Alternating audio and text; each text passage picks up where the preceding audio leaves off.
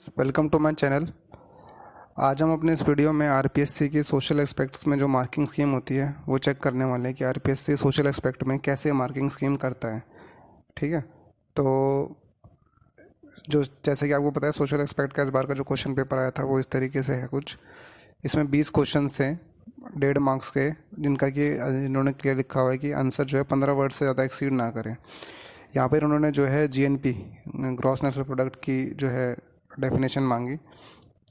तो उन्होंने एक जीएनपी की जो है डेफिनेशन एक लिखी, लेकिन इन्होंने यहाँ पे फॉर्मूला भी लिखा जो कि शायद इनको याद होगा। इसका कोई मार्क नहीं मिला, तो इनको यहाँ 0 मार्क्स से मिला है।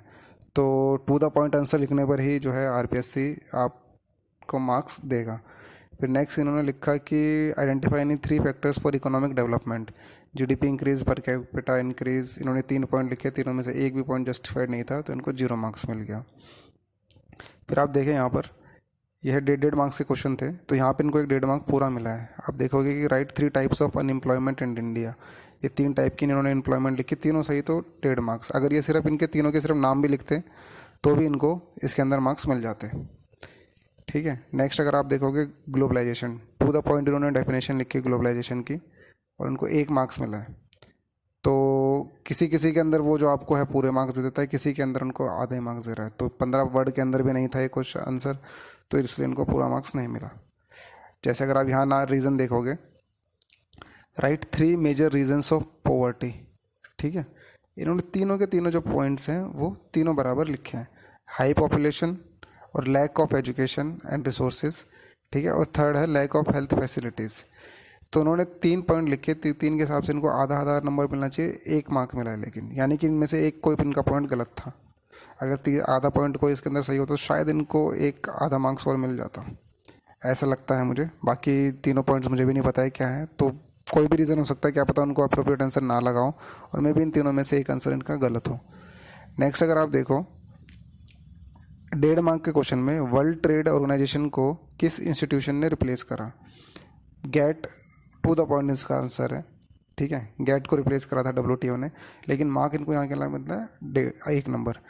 तो आरपीएससी को थोड़ी डिटेल भी चाहिए। 15 मार्क का अगर 15 वर्ड्स उन्होंने बोले हैं तो एटलीस्ट 15 वर्ड उनके अंदर आपको लिखने ही लिखने पड़ेंगे। सिर्फ गेट लिखने से भी काम नहीं चलेगा। जैसे सोम के अंदर कभी अगर फॉर्मूलेस पूछ लेते हैं तो सिर्फ फॉर्मूला लिखने पे मार्क्स मिल जाते हैं, लेकिन यहाँ पर थोड़ी सी डिटेल्ड और मांगता है आरपीएससी। तो इससे एक आपको चीज़ सीखने को मिल जाएगी। अगर कभी दोबारा ऐसा क्वेश्चन आता है तो गेट के बारे में भी थोड़ा डिस्क्राइब करें, थोड़ी सी ब्रीफ हिस्ट्री अगर आपको पता हो तो वो लिख दें, तब जाके आपको आधा मार्क्स एक्स्ट्रा मिलेगा, अदरवाइज़ आपको आधा मार्क्स एक्स्ट्रा नहीं मिलेगा। जैसे अगर आप देखोगे फिर नेक्स्ट है डिस्क्राइब वाटरशेड प्लानिंग। ठीक है। 1.5 मार्क्स इनको यहाँ पे पूरा मिला है। इन्होंने डिस्क्राइब करा अच्छे तरीके से, डेफिनेशन वाटरशेड के बारे में लिखा, तो इनको पूरा मार्क्स जो है मिला है। अभी आप यहाँ पे लिखोगे write name of 3 major trade unions in India.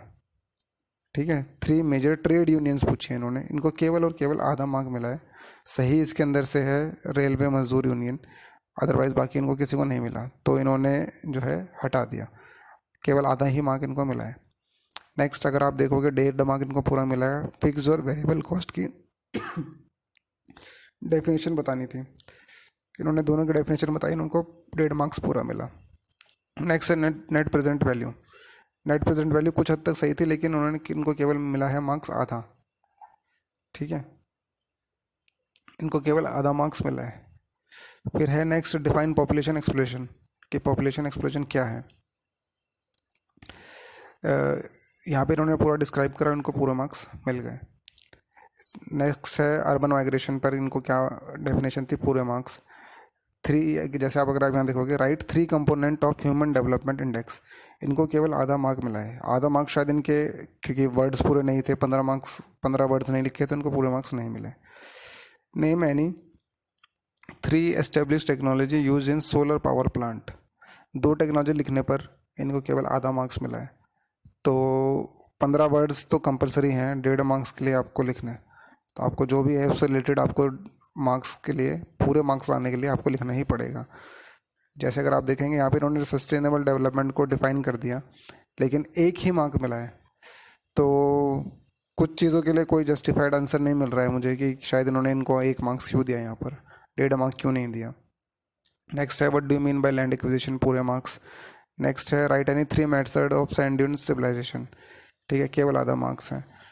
What is meant by carbon footprint, जैसे अगर आप जिनको जहाँ इनको 1.5 मार्क्स पूरा मिला है, अगर आप उसको देखोगे तो इन्होंने ऑलमोस्ट अच्छे खासे वर्ड्स लिखे हैं, कार्बन फुटप्रिंट को पूरा डिस्क्राइब करा हुआ है, ठीक है, उसकी यूनिट्स भी लिख दिया है, सब कुछ लिख दिया है, तब जाके इनको पूरे 1.5 मार्क्स मिले हैं। ठीक है, नेक्स्ट अगर आप देखोगे कि मनरेगा के बारे में पूछा इन्होंने कि राइट एनी 3 फीचर्स, इन्होंने 3 फीचर्स लिखे लेकिन मार्क्स मिला 1। जैसे यहाँ पे आप देखोगे what are the 5 components of 5S theory, पूरे मार्क्स मिल गए इनको, 1.5 मार्क्स, 5 पॉइंट लिख के पूरे मार्क्स मिल गए। तो इस तरीके से RPSC जो है 1.5 मार्क्स के पार्ट आपके 20 क्वेश्चन जो है इस तरीके से देखता है। नेक्स्ट है आपके 2.5 मार्क्स के क्वेश्चन जो आते हैं, 12 क्वेश्चन करने होते हैं और 50 वर्ड्स आपको लिखने हैं।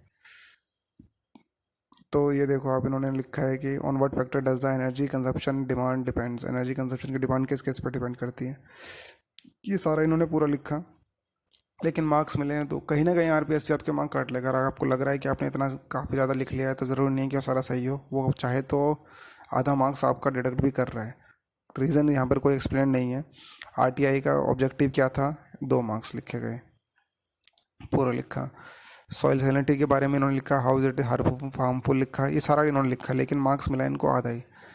तो 2.5 मार्क्स वाले में आप पूरा भी अगर आप लिख लोगे तो आपको 2 मार्क्स मिल सकते हैं, ऐसा नहीं है कि आपको पूरे मार्क्स से मिलेंगे। कोई भी मुझे एक क्वेश्चन ऐसा नहीं दिखा जहाँ पर भी इनको पूरे के पूरे 2.5 के भी 2.5 मार्क्स आपको इनको मिले हो। इन्होंने जितने भी लिखे हैं सबके अंदर इनको 1.5 मार्क्स ही दिए हैं, और मैक्सिमम टू मैक्सिमम 2 मार्क्स। अगर आप इस वाले पार्ट को देखें, classify the categories of radioactive waste on basis of its generation, इन्होंने 3 लिखा, low level, medium level, high level waste. बाद में तीनों के बारे में इन्होंने डिस्क्राइब भी करा, लेकिन उन्होंने मार्क्स कितने दिए हैं, केवल और केवल 2। तो आधा मार्क्स RPSC आपको 2.5 मार्क्स वाले के अंदर नहीं देगा, वो 2 मार्क्स आपको देगा। मिनिमम भी हो सकता है, आधा मार्क्स भी दे सकता है, लेकिन पूरे मार्क्स आपको RPSC नहीं दे रहा है। ठीक है, तो इस चीज़ को आप नोट रखें, जैसे कि 1.5 मार्क्स वाले के अंदर भी उनको पूरे मार्क्स नहीं दे रहा है, और 2.5 मार्क्स वाले के अंदर भी पूरे मार्क्स आपको नहीं दे रहा है। फिर साइक्लोनिक कलेक्टर्स के बारे में बताया इन्होंने, इनको दिया है 1.25 मार्क्स। ठीक है, इसके बाद में नेक्स्ट इन्होंने नहीं पार्ट करा। नेक्स्ट आता है 8 मार्क्स के, each question carries 8 marks, 5 question करने हैं, 200 इसका वर्ड होना चाहिए। ये जो लेंदी क्वेश्चन होते हैं उनके अंदर RPSC जो है बहुत मार्क्स कट करता है, इनके अंदर तो बहुत ज़्यादा मार्क्स कट करता है। आपने हिंदी वाला अगर मेरा वीडियो देखा होगा तो हिंदी वाले वीडियो के अंदर भी इन्होंने जो है बहुत जो है मार्क्स जो है काटे हैं, मतलब 20-20 मार्क्स के जो क्वेश्चन थे उसमें केवल और केवल आधे मार्क्स ही दिए हैं। तो चलिए अपने आगे बढ़ते हैं, हम देखते हैं 5 क्वेश्चन जो कि 8-8 मार्क्स के हैं। इसके अंदर वर्ड्स लिखने हैं 200। इन्होंने क्वेश्चन पूछा है, growing India under desertification in Rajasthan is a cause of concern, what measures you suggest to control it. इसके अंदर इन्होंने बताया है कि कंट्रोल करने के लिए क्या क्या करना है। तो उन्होंने काफ़ी वर्ड्स लिखे हैं, एंड में जाकर देखते हैं इनको मार्क्स कितने मिले हैं, 4। तो डिपेंड करता है कि आपने लिखा क्या है। पहला पार्ट तो यह है कि आपने आंसर को कैसे एक्सप्लेन करा है। सेकंड, आप जितना भी लिख लोगे RPSC आपको हाफ मार्क्स पे ले आएगा, उसके 8 मार्क्स का है 4 मार्क्स या फिर 6 मार्क्स, मैक्सिमम टू मैक्सिमम आपको 6 मार्क्स देगा। इससे ज़्यादा मार्क्स आपको नहीं देने वाला है, चाहे आपकी एक्सप्लेनेशन कितनी ही अच्छी हो। ठीक है, इन्होंने अप्रोप्रिएट टेक्नोलॉजी के ऊपर लिखा हुआ है, और how would you access the technology transfer and development, इसके बारे में लिखा है इन्होंने। ज़्यादा मार्क्स नहीं लिखे इन्होंने, ज़्यादा लेंथ नहीं लिखी है, तो इनको केवल और केवल 2 मार्क्स दिए हैं। What is environmental degradation, right its causes and impact. Environmental degradation के बारे में, सिविल वाले का पेपर है तो इन्वायरमेंटल डिग्रेडेशन के बारे में तो उन्होंने काफ़ी ज़्यादा लिखा होगा, और उसके कॉजेज और इम्पैक्ट भी लिखे हुए हैं। ठीक है, तो नेक्स्ट देखते हैं कि इन्होंने कितना लिखा हुआ है। इन्होंने काफ़ी ज़्यादा इसके बारे में डिटेल में लिखा हुआ है, लेकिन मार्क्स इनको कितने मिले हैं, ओनली 5। अगर आप और अच्छा लिख लोगे और ज़्यादा बारे में आपको पता है तो आपको 6 मार्क्स मिल जाएंगे। 8 वाले मार्क्स के जो भी क्वेश्चन है उनके अंदर आपको 5 से 6 मार्क्स और 4 से 6 मार्क्स आपको मिल सकते हैं, इससे ज़्यादा आप इसके अंदर एक्सपेक्ट ना करें। फिर एक DFCs के बारे में बताना, डेडिकेटेड फ्लाइट कॉरिडोर, और उसके एडवांटेजेस क्या क्या हैं। अब आप इस पार्ट को देखो, ये 8 मार्क का क्वेश्चन है। ठीक है, इन्होंने इसके बारे में DFC के बारे में बता दिया, कहाँ कहाँ की DFCs अभी अपनी चल चुकी हैं, एडवांटेजेस भी लिख दिए, सब कुछ लिख दिया। ठीक है, लेकिन वर्ड्स कम लिखे हैं। मार्क्स कितने मिल रहे हैं इनको इसके अंदर, केवल और केवल 2 मार्क्स। ठीक है, बहुत ही कम मार्क्स देता है RPSC अगर आप देखोगे इस तरीके से।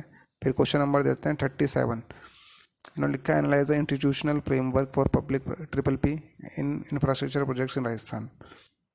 ठीक है, इन्होंने यहाँ पे बताया कि भैया PPP क्या होता है, PPP क्या है, इसके बारे में थोड़ा सा डिस्प्लेम करा, कैरेक्टरिस्टिक्स बताए, कंस्ट्रक्शन बताई, एडवांटेजेस और डिसएडवांटेजेस बहुत कम लिखे हैं, CBR को एक्सप्लेन कर रखा है। मार्क्स मिले हैं 2, 2.5 नंबर। तो कुछ भी आप लिख के आ रहे हो उसका मतलब ये नहीं कि आरपीएससी आपको पूरे मार्क्स दे देने वाला है। अगर आपका टू द पॉइंट आंसर नहीं है, लेंदी वर्ड्स को, सबसे पहले जो 3 चीज़ें हैं, टू द पॉइंट आंसर होना चाहिए, ठीक है। सेकंड, वर्ड्स की जो लिमिटेड, जैसे 200 वर्ड्स है तो एटलीस्ट 200 वर्ड्स के अंदर होने चाहिए।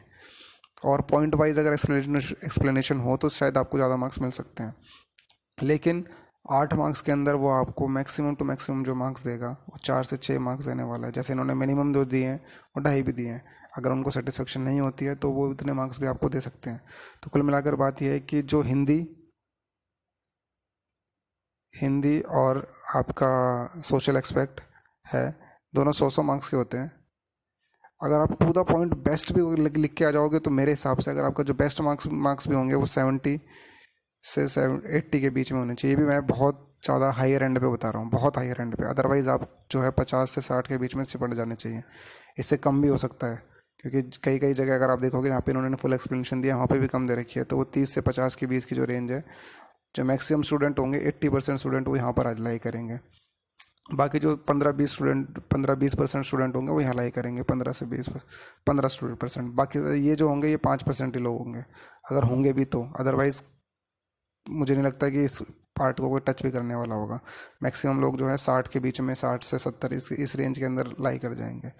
तो ये था हिंदी और सोशल एक्सपेक्ट की मार्किंग स्कीम कैसे होती है। सिविल इंजीनियरिंग के पेपर दोनों के लिए मैं जल्दी ही वीडियो बनाने वाला हूँ। अगर आपको वीडियो अच्छा लगता है, इन्फॉर्मेटिव लगता है, वीडियो को लाइक ज़रूर करें और चैनल को सब्सक्राइब करना ना भूलें। अगर आपकी कोई क्वेरी होती है तो मेरे पिछले वीडियोज़ में मैंने आपको अपना लिंक बता रखा है, आप उस लिंक पर जाकर मुझे मैसेज कर सकते हैं। इंस्टाग्राम पे भी मुझे बात कर सकते हैं। मेरी इंस्टाग्राम आईडी है DILIP_GURJAR। आप अपनी क्वेरीज मुझ पे इस इंस्टाग्राम आईडी पर जाकर भी पूछ सकते हैं। Thank you very much.